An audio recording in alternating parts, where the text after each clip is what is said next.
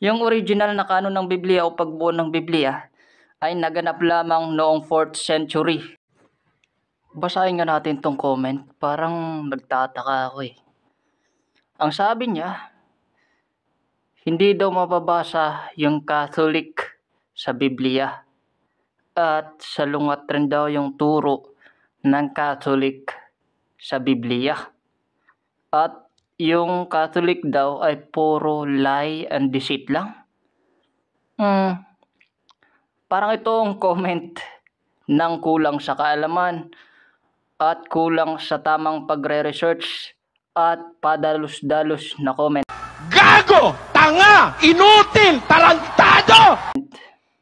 Ito ay halatang hindi nalalaman kung paano nabuo ang Biblia, kung paano ang stand ng simbahan patungkol sa paggamit ng Biblia at kung paano nagsimula ang Catholic. Sasagutin natin yan.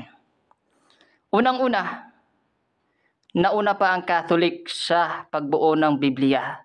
Ang term na Catholic ay isinulat ito ni Bishop Ignatius of Antioch na pangatlong obispo ng Antioch. Taon po ito ay nasa 108 AD. Alam mo ba yung 108 AD? Yung 108 AD ay ilang taon lang bago namatay ang Panginoong Jesucristo. Pero kailan nabuo ang Biblia? Kailan nabuo? At bakit nagkaroon ng 73 books yan o 66 sa inyong mga Protestants? Alam nyo ba? Yung original na kanon ng Biblia o pagbuo ng Biblia ay naganap lamang noong 4th century. At ang sino ang bumuo? Ang simbahan sa pag-utos ni Pope Damasus. Diba? Ginather ang mga libro at meron silang criteria o standard kung ano dapat ang mapapasali doon sa tatawaging sacred scriptures. At yan na nga, na-finalize nila, merong 73 books. Ang ilan pa nga na hindi napasali dyan sa Biblia ay letter ni Saint Clement o Bishop ng Rome o pangatlong Bishop ng Roma ay hindi pa napasali yung kanyang sulat sa mga taga-Korinto na pawang kasama rin na binabasa sa unang iglesia. Kasamang malawakang binabasa sa unang iglesia kasabay ng mga sulat ni San Pablo. Kaya lang hindi yon pinasama dahil hindi siya nakapasa doon sa kriteria na itong dapat ang sulat na ito ay dapat for liturgical purposes. Ibig sabihin, kaya binuo ang Biblia for liturgical purposes. Ibig sabihin, gaya ng sa Old Testament, binabasa ang Torah sa sinagoga, ganun din. Meron tayong tinatawag na liturgical na readings at hindi doon qualified yung kay Clement. Ang mga qualified lang ngayong meron tayo sa Bible na ito. Ibig sabihin, yung pwedeng basahin sa simbahan. Yun ang ibig sabihin nun. At simbahan din ang bumuo nun. At hindi rin ginawa ng simbahan ang Bible para yun ang maging source ng lahat. No, the Bible doesn't tell us na gumawa tayo ng Bible at doon natin kukunin lahat ng katuruan. Tama, ang Biblia nagtuturo lahat ng tama. Pero hindi lang yon. Kasi nagsasabi ang Biblia sa last chapter, last verses ng Gospel ng John, sinabi niya na hindi lahat ay nakasulat dito. Hindi lahat ng tinuro ng ating Panginoong Hesus ay nasusulat sa mga libro. Gaya na lamang halimbawa, kay St. Paul, ang sigulat ni St. Paul ay sa mga tao laang na limitado.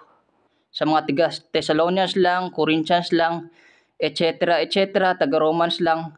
Pero si St. Paul bilang buhay na tao, bilang buhay na testimony, dumating din sa Smyrna. Dumating din sa Malta at Espanya. Paano gagawin natin doon? Wala siyang sinulat. May sagot dyan ang Bible sa 2 Thessalonians. Sabi ni St. Paul, magpakatatag kayo. Whether sa sulat namin, magpakatatag kayo sa tradisyon na ipinas namin sa inyo, kahit na ito'y sa sulat man o pasulat, o sa aktual naming sinalita sa inyo. Yan.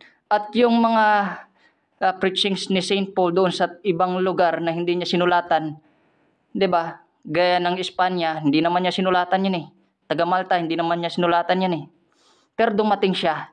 Yung sarili niya mismo, yung encounter niya kay God, yung dinala niya doon.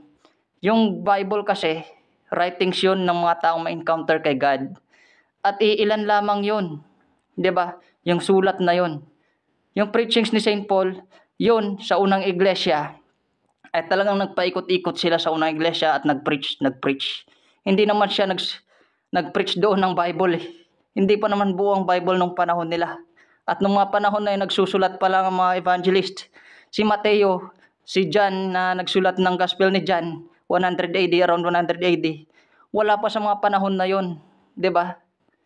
Ibig sabihin, hindi Bible ang naging basihan nila noon. Kaya pag hanapin mo yung Catholic sa Bible, that's impossible, my dear.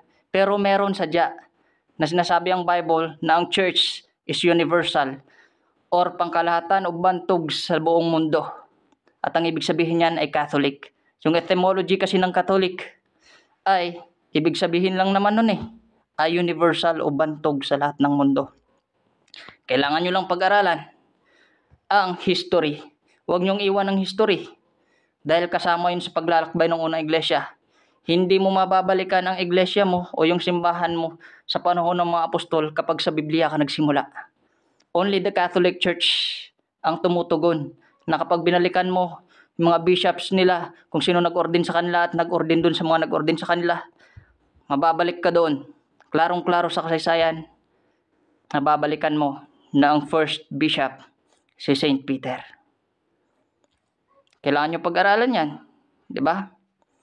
Kasi pag kulang ang pinag-aralan nyo about sa early Christianity, 1st, 2nd, 3rd century. Kasi merong mga sinulat yung mga church fathers noon. At mula noon hanggang ngayon, yun pa rin ang katuruan. Gaya na lang na Sign of the Cross. Meron ako dito sa isang vlog ko, sa isang content ko dito, na diniscuss ko yan. Pwede nyong hanapin dito na about sa Sign of the Cross, mga sinulat ng unang mga church father kung paano nag-sign of the cross din, pati si Paul. Yan.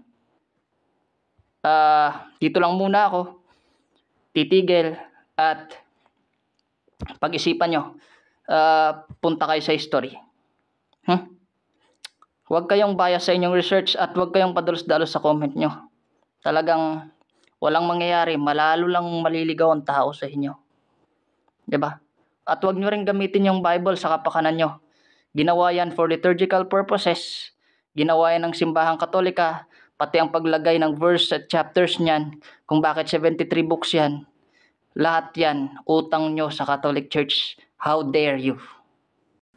Iniimbitahan ko po ang lahat na pumunta po sa ating Facebook page at i-follow po itong ating page na Maestro RP. Paki-like, follow, and please share po ng ating page. Salamat po.